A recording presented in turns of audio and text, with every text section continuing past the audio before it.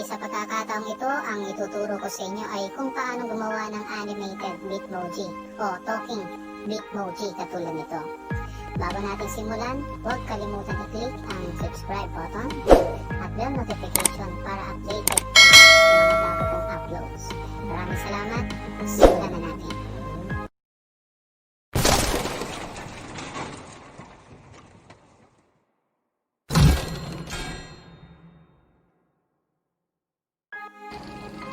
Ang unang step na gagawin natin ay pumunta sa Play Store. Sa search ay i-type ang salitang IFUNFACE. Yan, i-click natin IFUNFACE, create funny videos. Tapos install natin or download. Sa akin kasi naka-install na, kaya i-open na lang natin. Ito ay nangangailangan ng data or internet. So ito yung kalalabasan nung app pagpasok ninyo. Malagay dyan IFUNFACE, tap here to get 50%. To start, select an image where each of the subject's heads are entirely visible. So kita yung i-edit ninyong picture. So sa pagkakataong ito, bitmoji yung gagamitin natin. Sabi, do not choose an image where the head is too large, close outside the edges. So kailangan kasi buo yung ulo niya, kasi yun yung ating kailangan para ito yung i-edit natin sa video ito. So start, punta tayo sa album, pwede rin kumuha sa Facebook, pero sa akin nakasave kasi sa aking album, sa aking gallery. Piliin ang bitmoji, try natin tong nakaupo. Yan, check natin. So yan, crop your image to only show the desired area. Warning, if the main subject head is too close from the edge, it will go out from or off frame when animated. So click natin okay. So eto naman ay okay naman yung sa kanyang ano, na natin kailangan i-crop kasi may space pa sa paligid. So next na natin. Next lang natin yan. O, dito naman, sa part na to, identify the head. Draw over the subject head to identify it. You can use the tools below to change brush size, erase, and preview your drawing. So, dito yung ulo lang yung ating kukulayan. Yan. So, matik na yan na pag tinapat mo dun sa mukha or sa ulo ng bitmoji natin yan, magana na yung red na yan.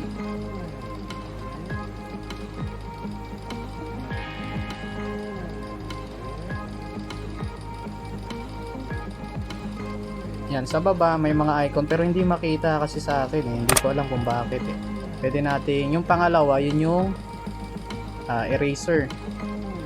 Pangalawa mula sa kaliwa. Ayan. So yan.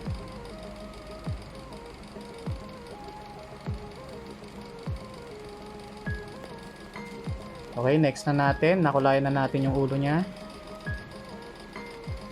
So, ngayon naman, sabi, position mouth. Move the 4 dots to position the mouth and chin area as shown on this example. Yan, kagaya niyan. Gagayahin natin yan.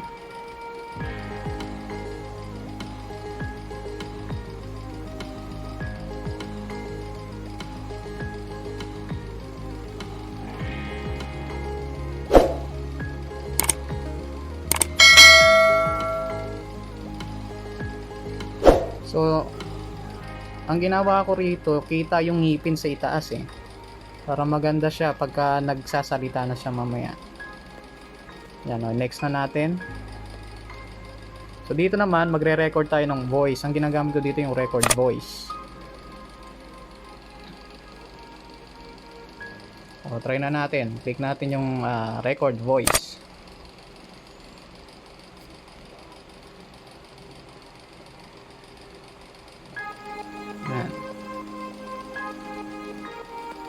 So record natin, kiklik natin dito, hindi nakikita pero yung nasa gitna, mic symbol siguro ito.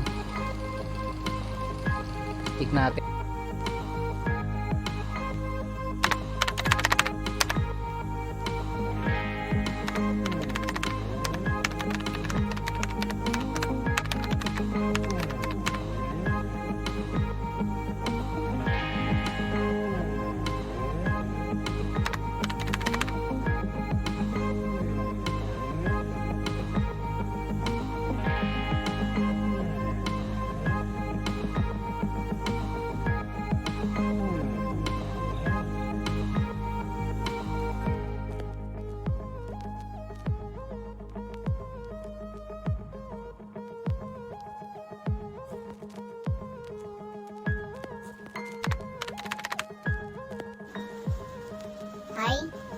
ito ay isang sample lamang para sa paggawa ng animated bitmoji or talking bitmoji. Kung nakatulong sa iyo ang video na ito ay huwag kalimutan mag-like, i-share ito, at mag-iwan ng comment at babasahin natin yan. Maraming salamat. Shoutout nga pala